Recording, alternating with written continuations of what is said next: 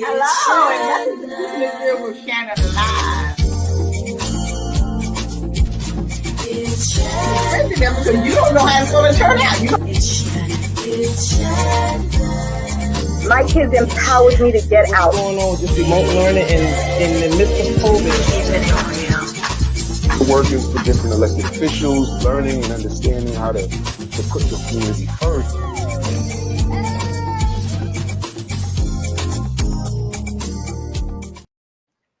Hi, and welcome to Keeping It Real with Shannon. Thank you so much for joining us tonight. So hello there, my co-host, Miss Hello. Tiffany. Hi, everyone. And we have our special guest coming on joining us tonight, none other than Reverend Brandon Smith. He's a holistic wellness practitioner and life coach. His main goal is to uplift people's lives. So welcome to the show, Rev. How you doing? I'm doing great. Thank you for having me on. Well, thank you for coming on because I need your help because, you know, we're talking about betrayal tonight. Oh, my Lord. And, you know, and you know, I was really a one-time believer in revenge. Mm-hmm. You did something to me, I'll come after you. That was just the bottom line. But, you know, as you get older, you try to get a little more spiritual. So you kind of try to change a little bit, you know? Mm-hmm. So hopefully maybe tonight you can give us some insight on how do we handle betrayal. But there's so many different kinds of betrayal. So we're just going to start off with an example of one. So we're going to ask Kara, could you give us the clip, Kara?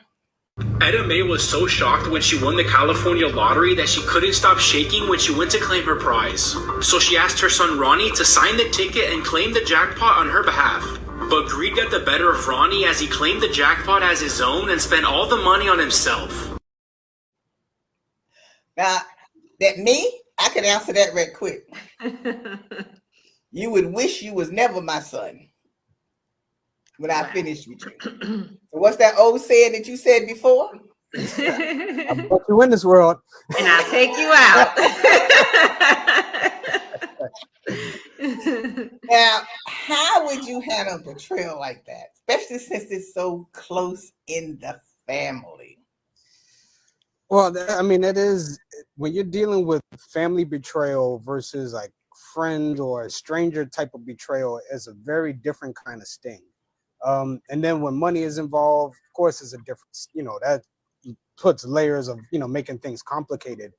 I think, at least for, you know, helping to move forward and move through that, because do we have a time machine? You know, for me, my time machine parts are still on the way in from Brazil. They haven't gotten here yet. Once they get here, I'll be able to build my time machine to go back to undo certain things. But then we have to figure out, okay, what am I supposed to do with this? How am I supposed to learn to move forward? And I think the easiest thing, this is the easiest thing. Now well, I made that easiest, but this is the most practical thing. Before you won that lottery, did you have that money? No. Mm-hmm. So then just imagine that you never won the lottery. Now that's easier. That's a difficult process. You didn't have any money. But yeah, you have a lot of money. Yeah, when you think of it in a perspective, let's say if you won in the lottery $5 million. Before you had that winning ticket, did you have $5 million? No. But $5 million could do a lot for you. Oh, and no, you can have a wonderful life, and now this person has ripped it from you. So what it can do, but was it there before? Now, and if you had never won that lottery, I'm understanding what truthfully, I am understanding what you were saying. Mm-hmm. But the reality is that I could have been struggling to pay my bills, you know, and everything. And here I felt like maybe I was blessed with this money and whatever. And here it's not some outside person. It's my immediate somebody that I brought into this world that could do something like that to me. So like you said, yeah, I didn't have the money before, so I don't have it now, but I don't even know if I can find it in my heart to forgive my own child. I'm just being honest. So now this leads us to put in boundaries. And so most people, when we look at family, we kind of deify family. Family in our eyes can do no wrong, whether it's mom, dad, children, grandmother, whatever it is. The relationship kind of puts them right under that step where God is. And so we have a certain like perspective and view of them and how we expect for them to behave, how we expect for them to do things for us, without taking into consideration that this particular individual, they're a person. They've gone through their own set of unique experiences that you may or may not know of as their parent, and that informs them of how to act, think, and behave. And so you like, when some parents say, I don't recognize this child, this is not the way I raised my child, Right. is because these experiences inform this particular person that this is the right thing to do at this moment. Well, should we put family in the same category as outsiders and have that same boundary with them? I wouldn't say put them in a category, but learn to accept people for who they are and for where they are. Because everyone has their own unique experiences. In the field of NLP, which stands for neuro linguistic programming, there's a saying that the map is not the territory. So that means that everyone, their view of the world or their view of a situation is going to be different. The way that I may view something, or as we're discussing this, of course, it's wrong for a son to steal a winning lottery ticket and go and spend that money. Ain't even give his mom $5,000, nothing. Ain't give his mom nothing. In our view, that's wrong.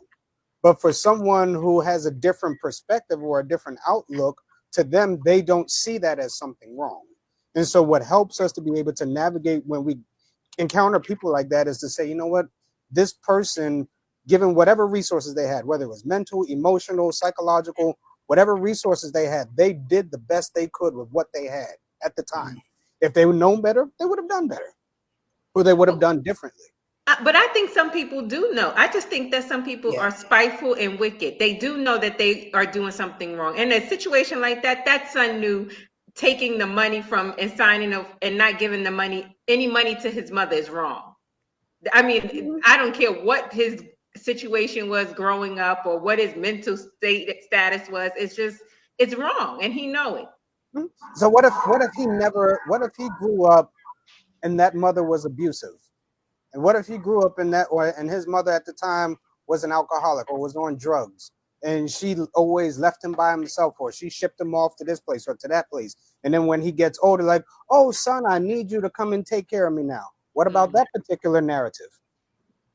Well, I still think, well, you said that they might have been on drugs or they might have been abused. Well, like you said, depending on the situation. Now, if they on drugs, now, anybody that knows people that's been on drugs. I know people that's been on drugs. I have relatives and everything that's on drugs.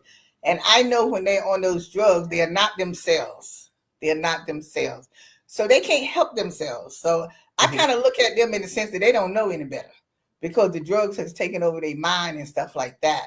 So I can kind of vouch for someone like that was in a situation like that. But it's hard for me to vouch for people that's in their right mind. Like the son is in his right mind. They didn't say he wasn't in his right mind or something like that. It also didn't say he wasn't. No, they didn't say he wasn't. But the way he was looking happy spending the money on there, he looked like have you ever seen a drug addict get money? Like they're going like money or something. Yeah, they're gonna go. They're gonna go score a hit. Give them money. Yes. Just give them money. How they start to function, how they start to liven up. Right? So everyone, just because he had that one moment where he was enjoying spending the money, that's not to say he was going to leave there and go to a den and shoot up in his arm. So basically, like the whole point of it is not to look at a person with certain expectations. It's to learn to meet. Okay, you did this to me. All right, fine. As my son, this is not what the relationship is going to be like. You ain't coming to my house no more. You know what I'm saying? Don't call me. Those are perfectly well and understandable boundaries. You stole from me. You did wrong for me. Absolutely. I still love you as a person, but these are the boundaries that I will now establish. You can't come into my space that way. But that's after you're setting those boundaries after the fact, after someone has betrayed you, because you just don't. I don't think I'm the type that I wait to see the type of person you are or something that you have done, and then I, say, okay, well, this is how I have to treat you now, instead of always just so cautious with everyone, because everyone doesn't deserve that. Everyone is not wicked. Everyone's not, out to get you. So. Yeah, absolutely. It takes that getting to know person. But once you do know a person, you deal with them accordingly. Mm-hmm.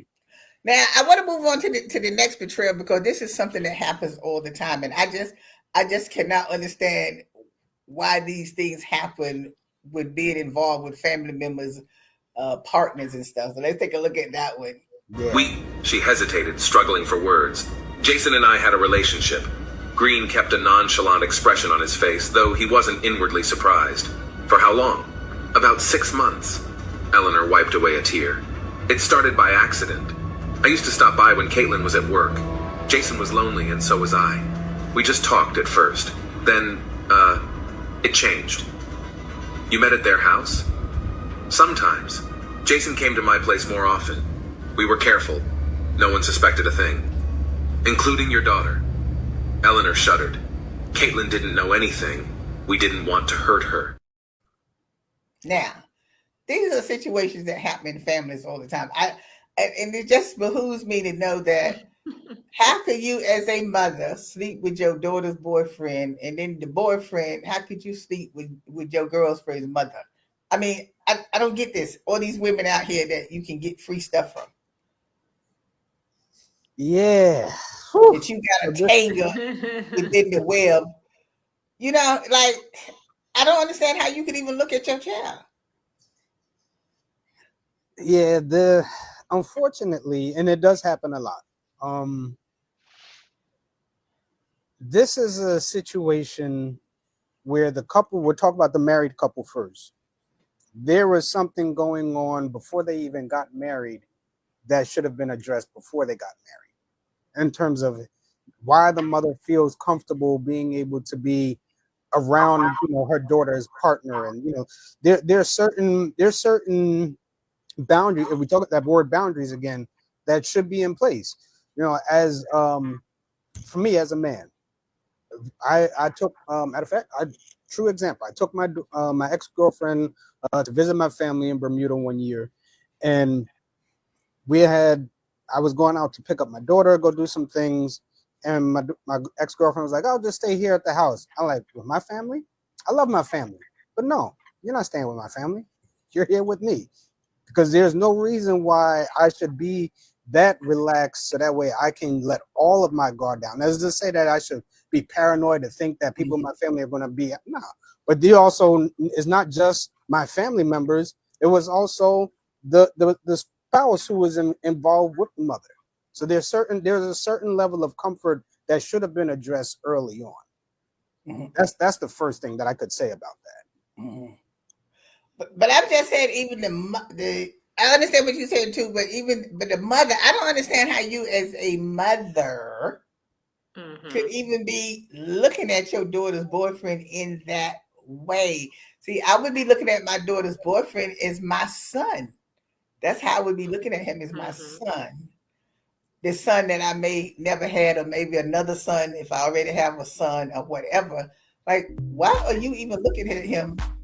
He could be gorgeous, handsome, everything, but I think it's mental illness and selfishness. It's a lot. They're mentally ill? Yes. I don't think they're mentally ill. I think, you're right. There could be a sickness there, because for you to do something like that, it has to be a real problem. So you're probably right. There could be a little mental stuff going on there, yeah. But we're going to take a quick break, and we'll be right back. Hello, this is Marshall Cuellar, and you're watching Keeping It Real with Shannon. It's Shannon. It's Shannon.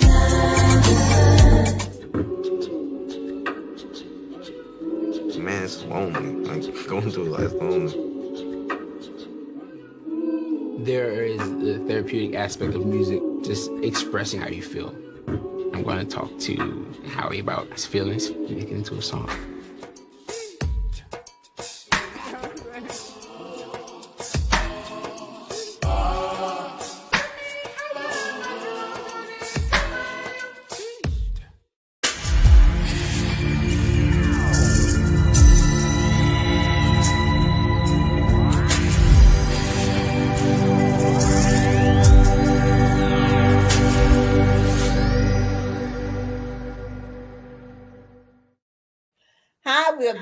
and we're talking about betrayal today. And our special guest is Reverend Brandon Smith, and he's giving us some insight in how we should handle ourselves if we've been betrayed.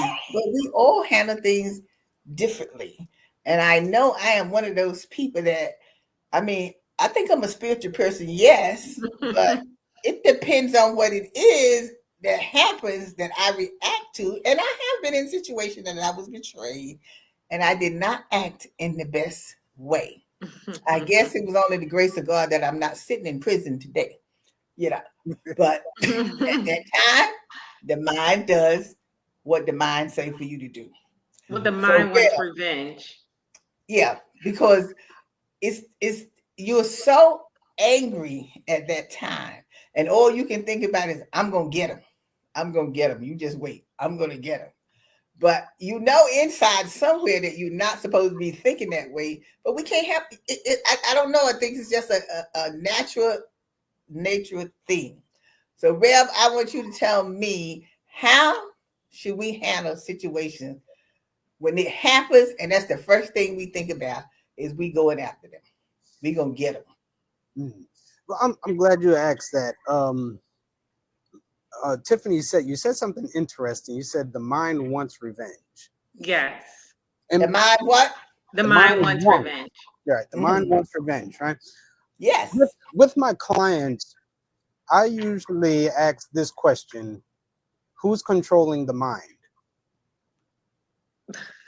But the devil at that time, I'm gonna tell you, whose mind controlling it.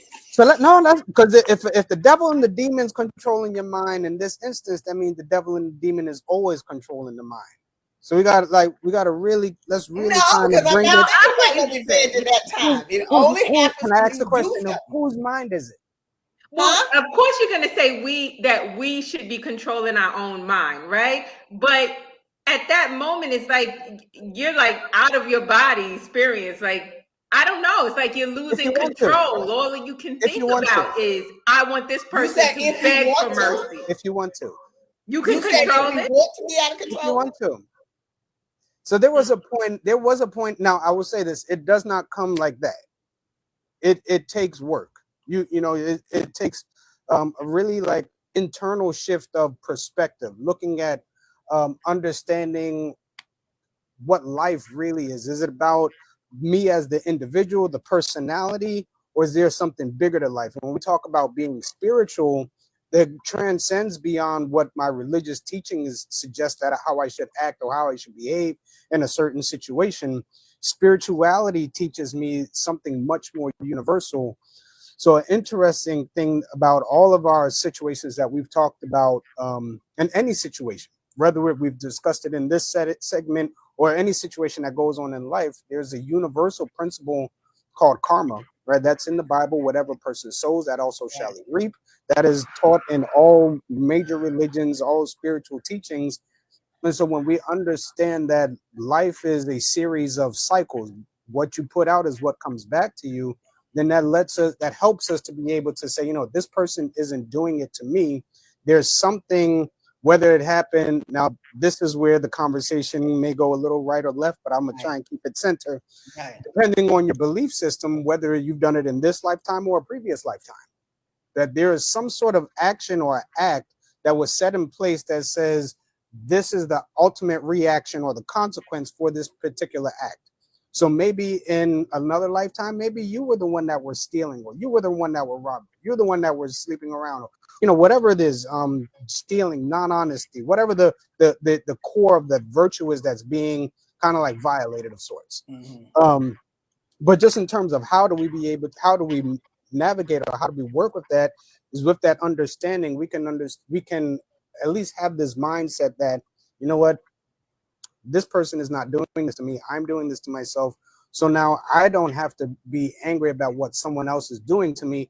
I can look at what am I supposed to learn in this process. Maybe I need to put up healthy boundaries. Maybe I need to use discernment. Maybe I need to tap into my spirituality a bit more, and to pray more, and to practice my spiritual gifts. Because here's the thing. A snake is not going to transform into a snake after it's gotten into a relationship or into some sort of connection with you. That snake was a snake long before it got to you. maybe I as the person wanted to see something other than what it really was. And that goes back to what the mind wants, revenge. The mind wants revenge, but I can also tell the mind, what is revenge going to do? How is revenge going to help my life? How is revenge going to help me to be a better person? How is revenge going to help me to learn lessons? And then 9 times out of 10, the answer is going to come back. It's not. It's just going to make me feel good for a moment. And then you can ask yourself the question, what is it that I need to be able to heal from this? What is it that I need to not be able to replay this memory over and over and over and over again in my mind? Because that's really what causes us to have a lot of challenges and issues going forward. It's not the one-time event that happened. It's the memory that we keep playing over and over and over and over again. And one of my therapists said to me one time, he said, Brandon, stop the tapes. Take the tapes out the VCR, put in something new. And that's really what that concept of forgive and forget means. I make a conscious decision that I'm not going to keep replaying what this person did to me one time 30 years ago in my mind today. No, well, I mean, no, because that's like carrying a grudge. You know, when you do that, that's like carrying you carrying this grudge for all of these years and stuff like that. But going back to what you said a few minutes ago about the snake. So are you saying, like, when people do things like that, even though we miss the red flag, so in other words, you're saying this was in them all the time, it's just that they a type of person that can hide this kind of stuff about themselves, but they were this type of person that would do something like that anyway? Because most of the time when something like that happens, you were like surprised, because you say, I don't believe that person would do anything like that. I never saw them acting that way. I never saw this coming, because you don't see it. They always such that nice, person and everything. And then all of a sudden, when it 5-6 years later or something, when it happened, you're like shocked because you don't see this in that person. So you're saying this person was like this all along? Because what happens, as you said, I didn't see that, right? We see all of this wonderfulness, and when we see all the wonderfulness, we don't look for the other stuff. But some people hide. Okay, some people are good at hiding it. So let's say if there were little micro things. Look, there could be like little small things where you're like, that was strange, but you don't pay no mind, because the way that they talk to me is so nice. The way that they show up for me is so wonderful. They're so always present. They're always loving and kind and all that. These little small micro things. And after a while, it keeps getting away of it, and it's never checked. Then like, all right, well, if I could do these things, and now I can push the envelope a little more. I could do a little more. And then one day it's like, you know what? I'm just going to ignore it, because I don't want to see those about this person who, in my eyes, hear our words, in my eyes, this person is so wonderful. But then you might have a relative like, what do you see in them? Right. They're so wonderful. I see all this good stuff, but maybe we don't see the whole stuff. But it's hard. I think when you're in it, let's say a relationship too. When you're in it, it's hard for you to see the little things when they're showing you such a bigger picture. They're saying, here, this is I am. I'm a nice person. I'm this, I'm that. So the little micro things, it just flies over your head sometimes. And sometimes that outside person that's not in it can see, okay, this person, something ain't right about this person. So what happens? I think what happens in those situations is that we're listening, right? The person is telling us, this is who I am. This is what I do. This is what I'll do for you. This is how I'll make you feel. We'll go do this. We'll travel this. We'll blah, blah. We could talk a good game, but we're not seeing it. We're not looking. So it's all in our language. What we're saying. This person is telling me this. I'm hearing, oh, this sounds great. It sounds good. It sounds wonderful. And now because it sounds so good, I'm going to build a belief system that's going to empower what I hear. Because actually, that person, maybe I'm tired of the dating game. Maybe I'm tired of betrayal. I done had a couple bad people that showed me what I don't want. So this person here looks kind of nice. Let's go with this. And so I don't want to see all that other stuff. This is good. This is better than what it's been. But we don't necessarily, kind of look at the whole. And so I think, what's important is to know that people are going to be people. And every person, they operate with the given resources that they have, and they will do it perfectly until they have different resources that's going to show them differently. And that's not only with people's behaviors, but also our observation. Reverend Brandon, what you were just saying about, when you pick up the little things, when people say little things, something like that, you don't pay any attention. But the thing about it is you don't want to make every time someone says something, you don't want to make it like an issue out of it, because to me, it's like you're being petty. Nitpicking. I mean, I heard what you were saying, but I'm saying if we pick up on every little thing they're saying and we say something about it or we challenge them about it, then it feels like I'm nitpicking. Like I'm nitpicking and I'm trying to find blame about them, or find something bad about them to say something bad about it. Because when you're in relationships, things happen. People say things to each other, and sometimes we do say things to each other that hurt each other. And sometimes we don't mean it, but then sometimes we do mean it, because you're angry at that time you were saying it. So you will say something like to hurt that people. But when you just in regular conversation and the person might say something, you don't pick up on, you don't say anything because you're not trying to be petty about every time somebody says something. So I think that's kind of. So if I say it, let's say if I'm talking with someone and the way that they, we're in a conversation and they just cut me off mid-sentence because they want to get their point across, I could say that, hey, yo, don't do that to me. I don't like that. I'll punch you in the face. Or I could say, hey, I was really in the middle of my thought, and sometimes it's difficult for me to maintain my train of thought. And sometimes it really bothers me, when you kind of interrupt me, is there a way that we could work on this communication? It's the same thing, but I've said it two different ways. And so sometimes, like some of those things where we notice, hey, this bothers me subconsciously, or this has some sort of effect on me. It may not be, I don't have to nag or I don't have to pick at it, but I may have to bring an awareness to it, because awareness is really the ground for healing to be able to take place. Anytime you have awareness about anything, you're able to do some sort of transformation about it. And that's even with betrayal, having that awareness of, okay, I was betrayed. Even though I was betrayed, I don't have to identify with being betrayed. Does that make sense? Like I may feel betrayed. So it's really, if I could sum it all up, everything is all about perspective. We have to go. Have a time. It's all about perspective. If you can change your perspective. I mean, there's so much more to talk about with the betrayal and stuff. So we got to continue this conversation another time. And absolutely, I want to come back so we can talk about this. I learned a lot. Yes, he's gonna keep me out of jail. I try to help the people. Yeah. So thank you so much for taking the time to come on and join us tonight, Reverend Smith. We really enjoyed talking to you. And thank you for joining us and watching us tonight. And remember, you can see us every Saturday at 5:30 on Brick Arts Media and 2:30 on Manhattan Neighborhood Network. And catch us here every Tuesday at 8 o'clock live. So we want to thank you for joining us. And as always, we'll see you next time. Today's show is sponsored by Abu's Bakery. If you have a sweet tooth, stop by Abu's Bakery for some delicious cakes and pies. Would you like beautiful pictures for your home or your office? Then stop by Faith Art Gallery. They have a large selection of pictures from around the world. It's Shannon. It's Shannon. It's Shannon. It's Shannon.